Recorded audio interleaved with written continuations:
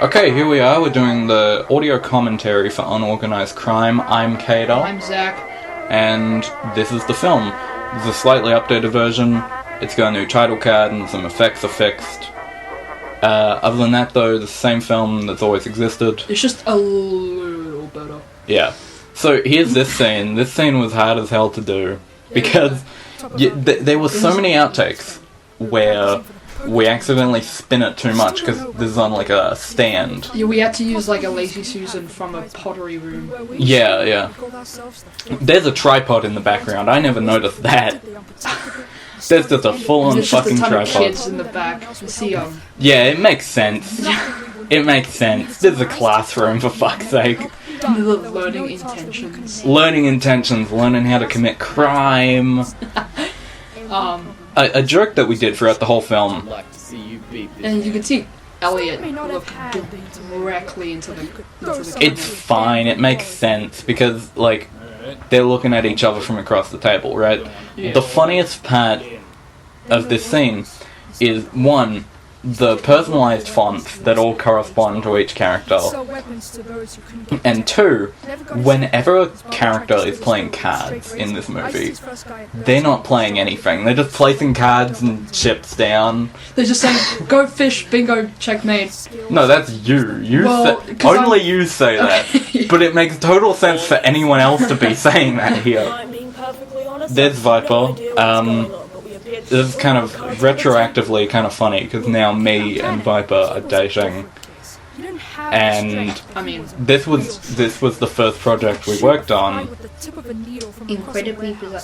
I mean, I feel like the captions underneath the name should be a bit funnier. Probably, but like, I feel like most of the comedy should be reserved for Joe Mafia, whose font is Comic Sans because it fits him so well. It looks like a cheap card that you would give a kid. Yeah.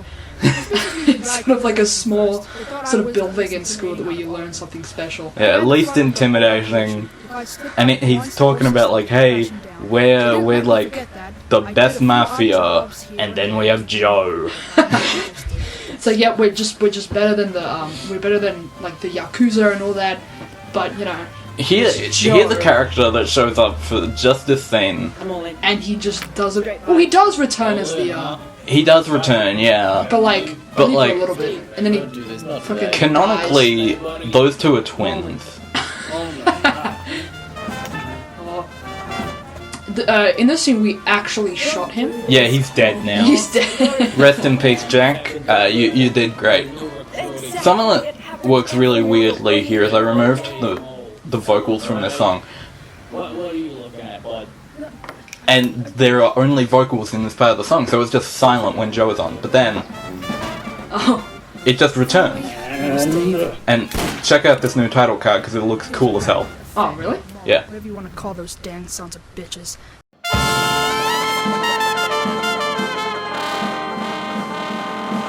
I mean, that's cool as hell. That's really good.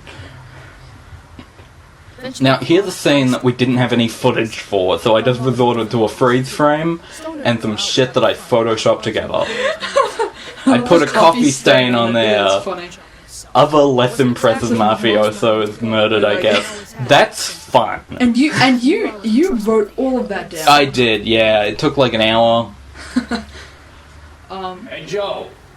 Get over here. Something that I didn't notice while filming is I look so fucking tired in every shot in this film. And that's just because I cannot adjust to a schedule well. Look at me. I look like I'm a corpse. I mean, it's more evident in other shots. I scrapped the idea of an accent for me because I didn't think it was worth it. Because I can't maintain one. Yeah. And then there's me. Yeah. And I can talk like this, but the problem is, I get stuck with the voice. After filming, I was stuck with the voice for 2 weeks. For 2 weeks, I sounded like this. No one wanted to talk to me. I wanted to do like a Goodfellas style freeze frame kind of thing, you know.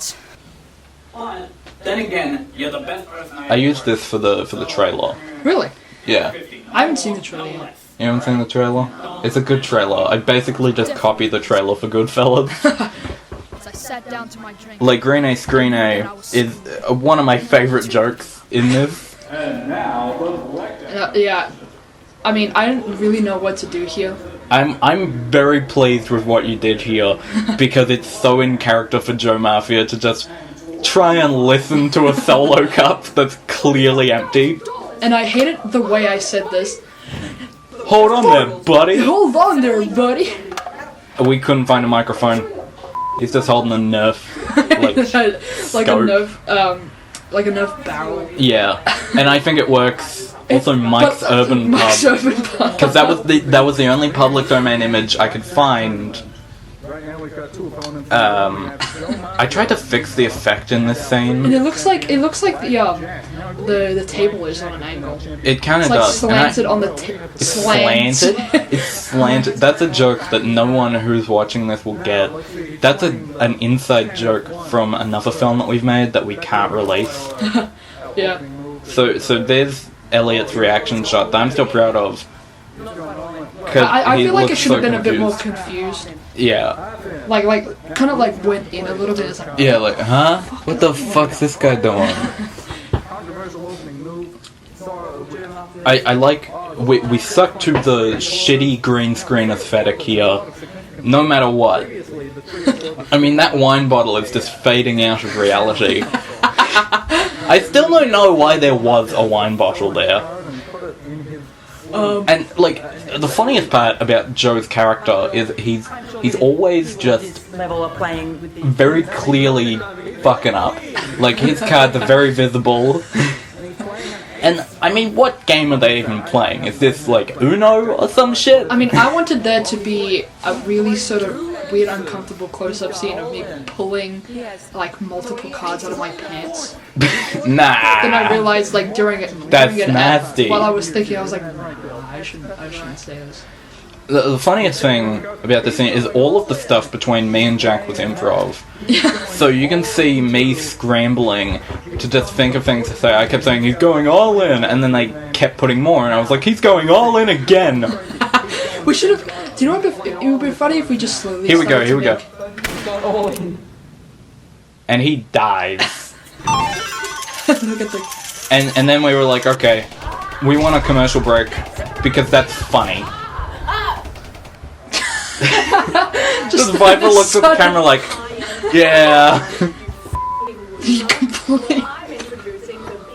I feel like we should have... Another thing that we came up with on the spot, ballistic balisal boy. I should have... I forgot what I was gonna say, actually. And I thought it would be so wait. funny if the main characters interrupted.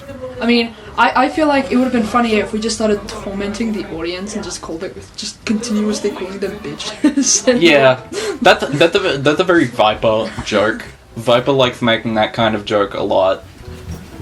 Don't disappoint me. I feel like this scene droned on a bit. I like in the it. original, but like... Yeah. I was originally saying bang, bang, bang, bang, and I thought that was hilarious, but our producer did not, so I had to cut that. I'll teach it. I like pretending that this is a more professional production than it really is. Yeah. I'm gonna test on this.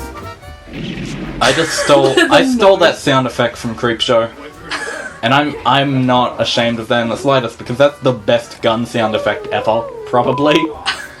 You can actually hear the bullet hitting the sand from that one scene in Creepshow in that, because that's the best time it's used in the film. I like how you can still see Viper there. That's fun.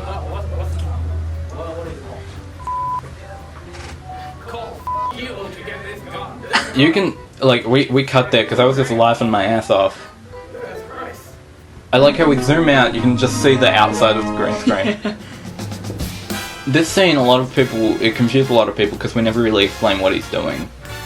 But I was like, okay, well, how do we explain what he's doing? Here we see the hand, best character in the film. By far. But this is when So this is the only bit that really explains what he's doing. He's breaking into the Mafia Union vault. So we can get the other 20k. Yeah. No, the 25. Yeah. And then there's his twin. Yeah, there's my Cannon's shrink twin. one of my favorite parts about this scene is that it insinuates that Joe Mafia is, like, immune to nerve gas. Because he doesn't have any nerves, obviously. He may be nervous, but he don't got no nerves. And then the nerve gas just clears up, it's gone. Yeah, it's a short-lived. Yeah. And we decided to add the cup because it made an appearance when It made an appearance earlier, he threw it, it made its way into the Mafia Union Vault, obviously. It like bounced, it created like a chain reaction. And here we go, here's the diamond ring. We should have taken the cup as the artifact. Yeah. Instead. Probably. That would've been really I fun. like how we used the diamond ring though. Yeah. Is anyone gonna stop me? Anyone? Shut up! I wanted to reference last section hero. Yeah, last day. Mafia Union posers. Hit 'em. I'm gonna sell this at a price that they won't even understand. The lighting looks weird in this scene. I know. Yeah. Welcome to the store. This is Joe Mafia's identical twin. Your My basket case shirt, fully on display here. I mean your accent just changes. Yeah. Hi, how can I help you? Hi, welcome yeah, to Prawn Store. I added a bit where we just explain that Pawn Estar is the twin of Joe Mafia in this remastered version. Oh, I like that. That's funny. Yeah. We specialize in the finest antiques.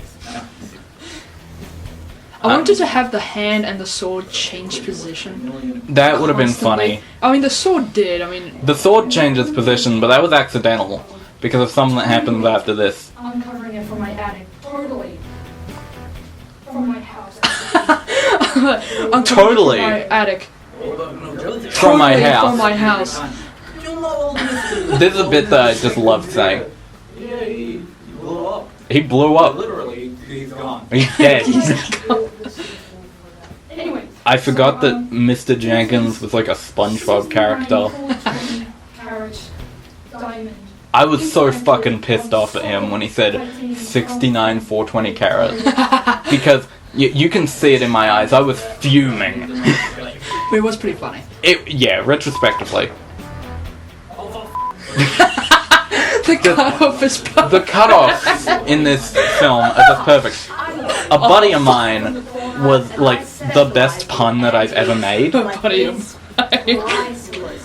And the fact that it's the same outfit just should've been like- reversed. It should have been like Abe, Buddy. Yeah. line.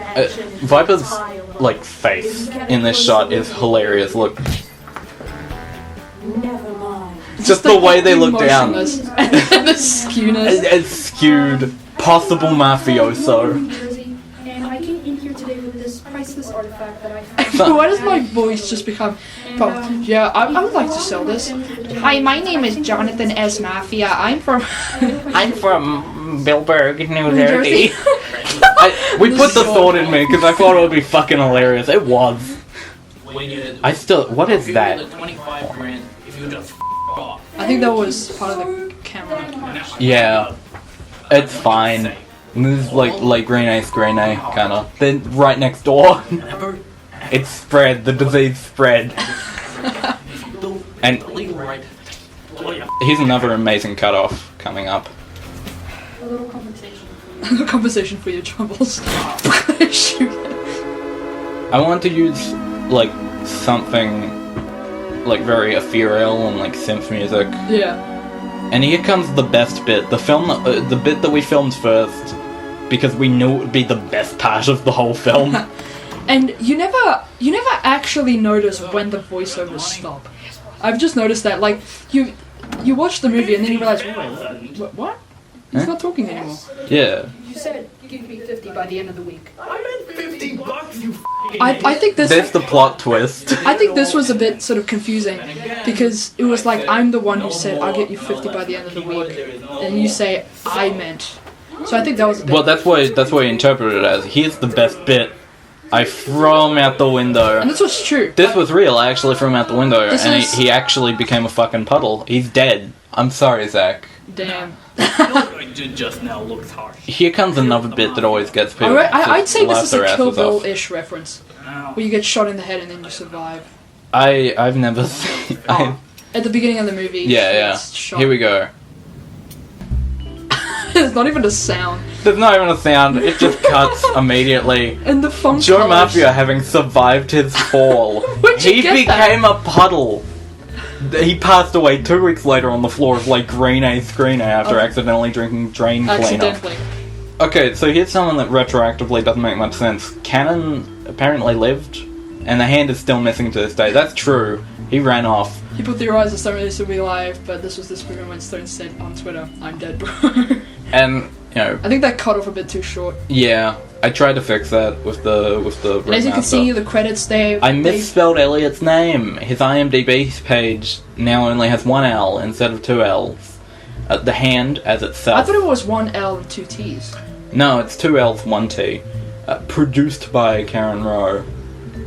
Where's Cameras the operated. director? Director.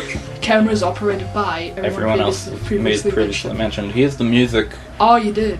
Yeah, I credited all of the music, even though I probably didn't have to for a lot of them. Who's Marcy? That's a friend of mine. Who's Zara? Zara is another friend of mine. Why'd you but they put sold Eli in there? Because I put my best friend there, so I was like, screw it, I'm putting a friend of Zack on there too. Also, they were the first person to review it on Letterboxd, so fuck it. This is work of fictions, actors depicted in are not represented by the actors. So thank you for listening to this audio commentary. Even though it was really, really shit, it was information. Yeah. So thank you for listening. Goodbye. Okay.